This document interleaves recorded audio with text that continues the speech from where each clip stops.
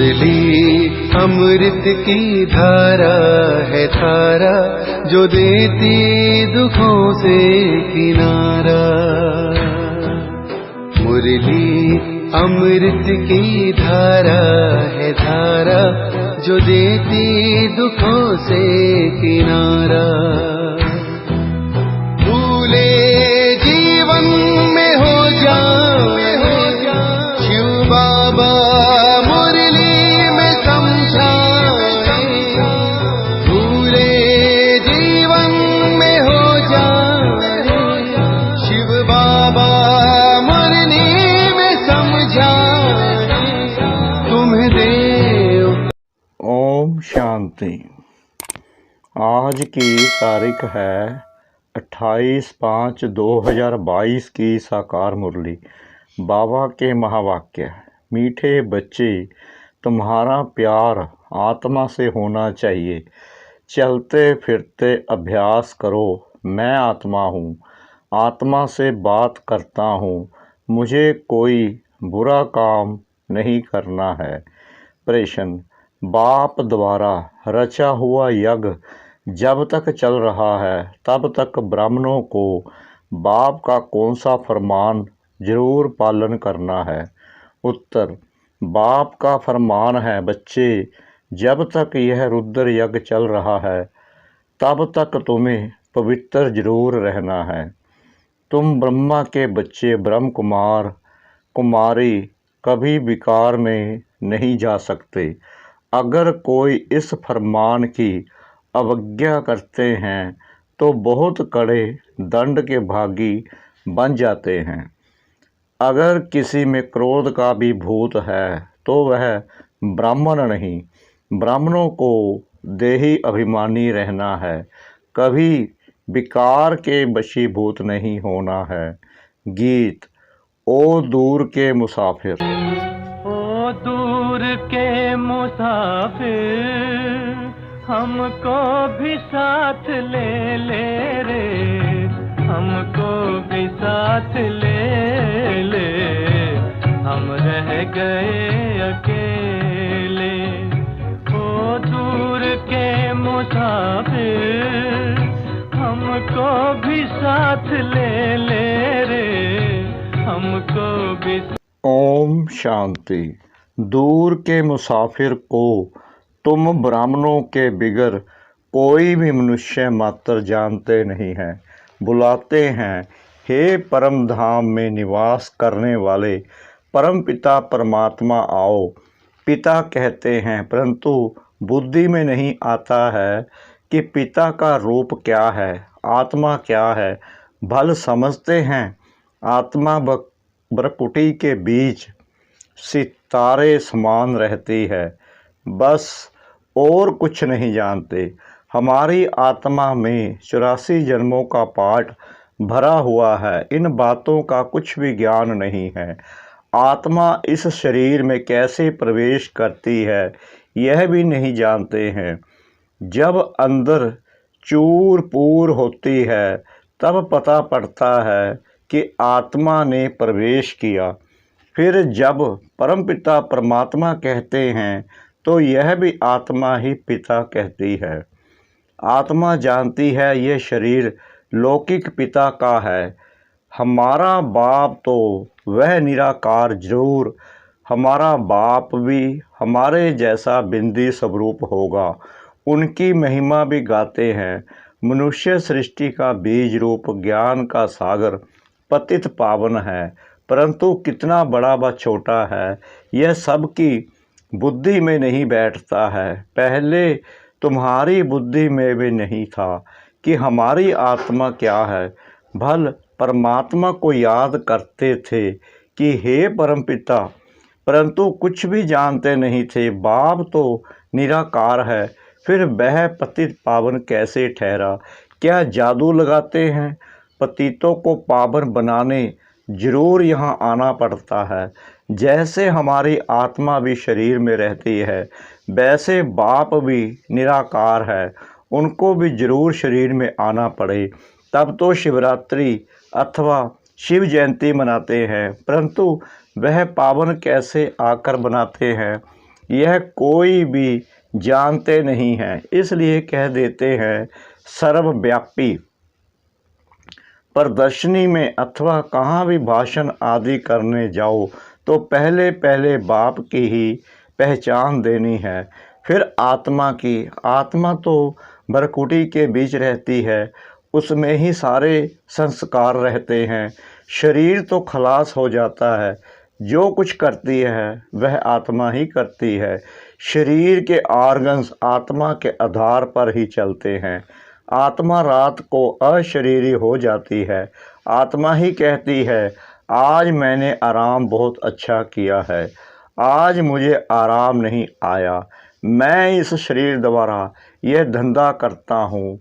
यह तुम बच्चों को आदत पड़ जानी चाहिए। आत्मा ही सब कुछ करती है।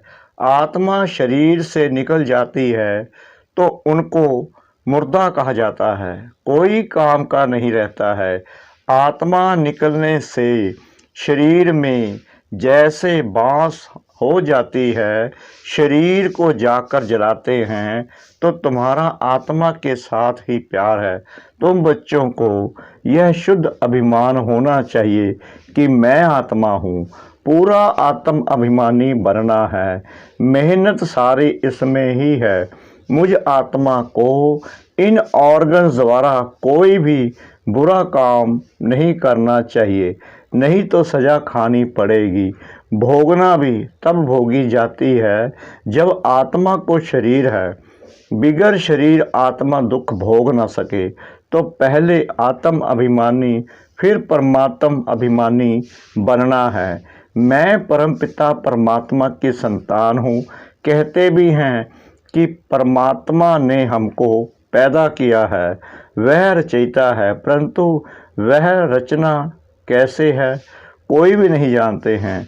अभी तुम जानते हो कि परमपिता परमात्मा नई दुनिया की कैसे स्थापना करते हैं, पुरानी दुनिया में रहते हैं। देखो कैसी युक्ति है, उन्होंने तो प्रलय दिखा दी।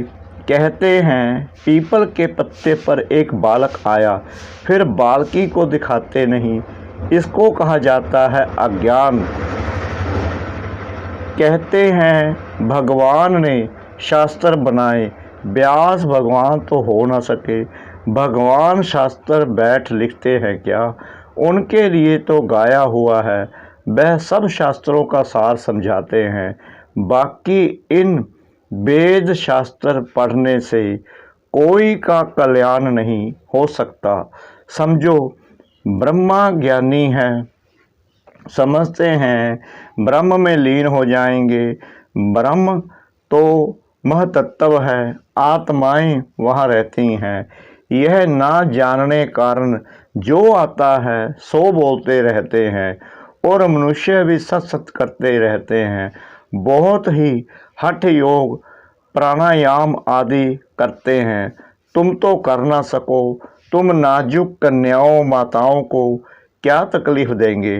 पहले तो माताएं राज विद्या भी नहीं पढ़ती थी, थोड़ी सी भाषा सीखने के लिए स्कूल में भेजा जाता था, बाकी नौकरी तो करनी नहीं है। अभी तो माताओं को पढ़ना पड़ता है, कमाई करने वाला ना हो तो अपने पैरों पर खड़ी हो सके, भीख ना लेनी पड़े। नहीं तो कायदे अनुसार बच्चियों को घर का काम सिखाया जाता है। अब तो बैरिस्ट्री डॉक्टरी आदि सीखती रहती हैं। यहाँ तो तुमको और कुछ करना नहीं है, सिर्फ पहले पहले कोई को भी बाप का परिचय देना है। निराकार तो सभी शिव बाबा कहते हैं, परंतु उनका रूप क्या है कोई भी जानते नहीं हैं। ब्रह्म तो तत्व है, जैसे यह आकाश कितना बड़ा है अंत नहीं पा सकते, वैसे ब्रह्म तत्व का भी अंत नहीं है। उनके अंश मात्र में हम आत्माएं रहती हैं, बाकी तो पोलार ही पोलार है। सागर भी अथाह हैं, चलते जाओ, पोलार का भी अंत नहीं पा सकते। कोशिश करते हैं ऊपर जाने की, परंतु जाते जाते उनका सामान ही खुट जाता है। वैसे ही महतत्व भी बहुत बड़ा है, वहाँ जाकर कुछ ढूंढने की दरकार नहीं है। वहाँ आत्माओं को यह विचार करने की भी दरकार नहीं, ढूंढने से फ़ायदा ही क्या होगा। समझो, स्टार्स में जाकर दुनिया ढूंढते हैं, परंतु फ़ायदा ही क्या है। वहाँ कोई बाप को पाने का रास्ता नहीं है। भक्ति करते हैं भगवान को पाने के लिए, तुम उनको भगवान मिलता है, वह मुक्ति जीवन मुक्ति देते हैं। ढूंढना भगवान को होता है, ना कि पोलार को, जहाँ से कुछ मिलता नहीं। कितना गवर्नमेंट का खर्चा होता है, यह भी ऑलमाइटी गवर्नमेंट है। पांडव और कौरव दोनों को ताज नहीं दिखाते हैं, बाप आकर तुमको सब बातें समझाते हैं। जबकि तुम इतनी सब नॉलेज पाते हो तो तुमको बहुत खुश रहना चाहिए। तो हमको पढ़ाने वाला बेहद का बाप है।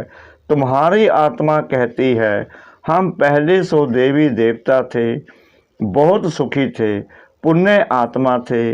इस समय हम पाप आत्मा बन पड़े हैं, क्योंकि यह रावण राज्य है, यह रावण की मत पर हैं। तुम हो ईश्वरीय मत पर। रावण भी गुप्त है तो ईश्वर भी गुप्त है।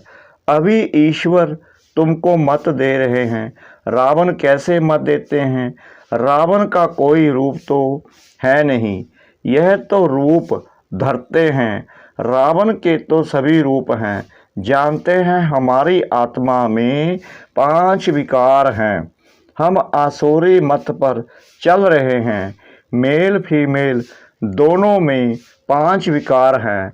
यह सब बातें मनुष्य की बुद्धि में तब बैठेंगी जब वह जानेंगे कि हमको पढ़ाने वाला निराकार परम पिता परमात्मा है। परमात्मा निराकार है। जब वह साकार में आवे तब तो हम ब्राह्मण बने। बाप भी रात को ही आता है। शिवरात्रि सो ब्रह्मा की रात्रि हो गई। ब्रह्मा द्वारा ही ब्राह्मण बनेंगे। यज्ञ में ब्राह्मण जरूर चाहिए। ब्राह्मणों को जब तक यज्ञ संभालना है तब तक पवित्र रहना है। जिस्मानी ब्राह्मण भी जब यज्ञ रचते हैं तो विकार में नहीं जाते, वल हैं विकारी, परंतु यज्ञ रचने समय विकार में नहीं जाएंगे। जैसे तीर्थों पर जाते हैं तो जब तक तीर्थों पर रहते हैं तो विकार में नहीं जाते हैं। तुम ब्राह्मण भी यज्ञ में रहते हो, फिर अगर कोई विकार में जाते हैं तो बड़े पाप आत्मा बन पड़ते हैं। यज्ञ चल रहा है तो अंत तक तुमको पवित्र रहना है। ब्रह्मा के बच्चे ब्रह्म कुमार कुमारियाँ कब विकार में नहीं जा सकते। बाप ने फरमान किया है तुम कब विकार में नहीं जाना, नहीं तो बहुत दंड के भागी बन जाएंगे। विकार में गया तो सत्यानाश हुई। वह ब्रह्म कुमार कुमारी नहीं, परंतु शूद्र मलेच्छ है। बाबा हमेशा पूछते हैं तुमने पवित्र रहने की प्रतिज्ञा की है। अगर बाप से प्रतिज्ञा कर ब्राह्मण बन फिर विकार में गए तो चंडाल का जन्म पाएंगे। यहाँ वेश्या जैसा गंदा जन्म कोई होता नहीं। यह है ही वेश्यालय। दोनों एक दो को विष पिलाते हैं। बाबा कहते हैं माया भल कितने भी संकल्प लावे, परंतु नंगन नहीं होना है। कई तो जबरदस्ती भी नंगन करते हैं। बच्चियों को ताकत कम रहती है। पवित्रता के साथ चलन भी बहुत अच्छी चाहिए। चलन खराब है तो वह भी काम के नहीं।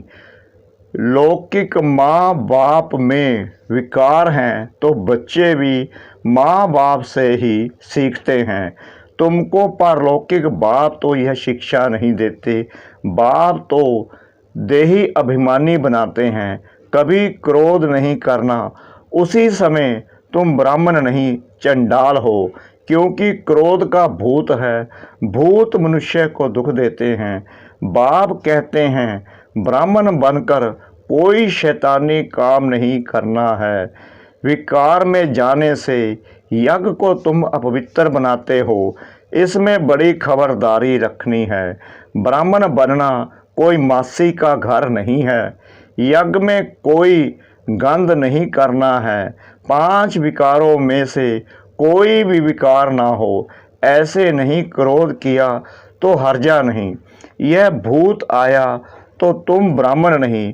कोई कहे यह तो मंजिल बहुत ऊंची है, नहीं चल सकते हो तो जाकर गंदे बनो। इस ज्ञान में तो सदा पवित्र हर्षित रहना पड़े। पतित पावन बाप का बच्चा बनकर बाप को मदद देनी है। कोई भी विकार नहीं होना चाहिए। कोई तो आते ही फट से विकारों को छोड़ देते हैं। समझना चाहिए हम रुद्र ज्ञान यज्ञ का ब्राह्मण हूँ, हमारे से ऐसा कोई काम नहीं होना चाहिए जो दिल खाती रहे। दिल रूपी दर्पण में देखना है कि हम लायक हैं। भारत को पवित्र बनाने के हम निमित्त हैं, तो योग में भी जरूर रहना है। सन्यासी लोग सिर्फ पवित्र बनते हैं, बाप को तो जानते ही नहीं। हठ योग आदि बहुत करते हैं, पाते कुछ भी नहीं। तुम जानते हो बाप आए हैं शांति धाम में ले जाने लिए। हम आत्माएं वहाँ की निवासी हैं। हम सुख धाम में थे, अब दुख धाम में हैं। अभी है संगम। यह सिमरन चलता रहे तो भी सदा मुस्कुराते रहें। जैसे देखो यह अंगना बच्चा यानी बेंगलोर का सदैव मुस्कुराता रहता है। बाबा कहने से ही खुशी में भरपूर हो जाता है। इनको खुशी है हम बाबा के बच्चे हैं। जो भी मिले उनको ज्ञान देते रहो।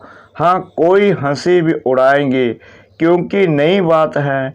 कोई भी नहीं जानते कि भगवान आकर पढ़ाते हैं। कृष्ण तो कभी आकर पढ़ाते नहीं हैं। अच्छा, मीठे मीठे सिखला दे बच्चों प्रति माता पिता बाप दादा का याद प्यार और गुड मॉर्निंग। रूहानी बाप की रूहानी बच्चों को नमस्ते। हम रूहानी बच्चों की रूहानी बाप दादा को श्रद्धा भरी प्रेम भरी नमस्ते। शुक्रिया बाबा, शुक्रिया बाबा, शुक्रिया बाबा इस मीठी मीठी मीठी मुरली के लिए। धारणा के लिए मुख्य सार। नंबर 1, रुद्र ज्ञान यज्ञ का ब्राह्मण बनकर ऐसा कोई काम नहीं करना है जो दिल को खाता रहे। कोई भी भूत के वशीभूत नहीं होना है। नंबर 2, पतित पावन बाप का पूरा मददगार बनने के लिए सदा पवित्र और हर्षित रहना है। ज्ञान का सिमरन कर मुस्कुराते रहना है। वरदान, चित्त की प्रसन्नता द्वारा दुआओं के विमान में उड़ने वाले संतुष्ट मणि भव। संतुष्ट मणि उन्हें कहा जाता जो स्वयं से, सेवा से और सर्व से संतुष्ट हो। तपस्या द्वारा संतुष्टता रूपी फल प्राप्त कर लेना, यही तपस्या की सिद्धि है।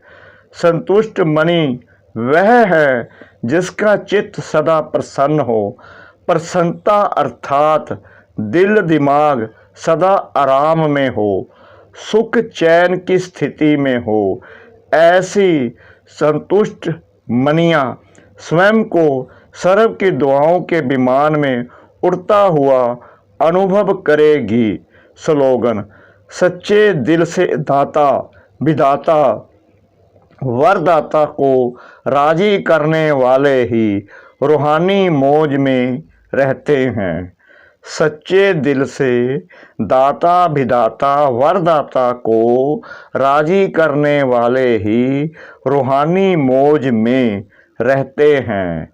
ओम शांति।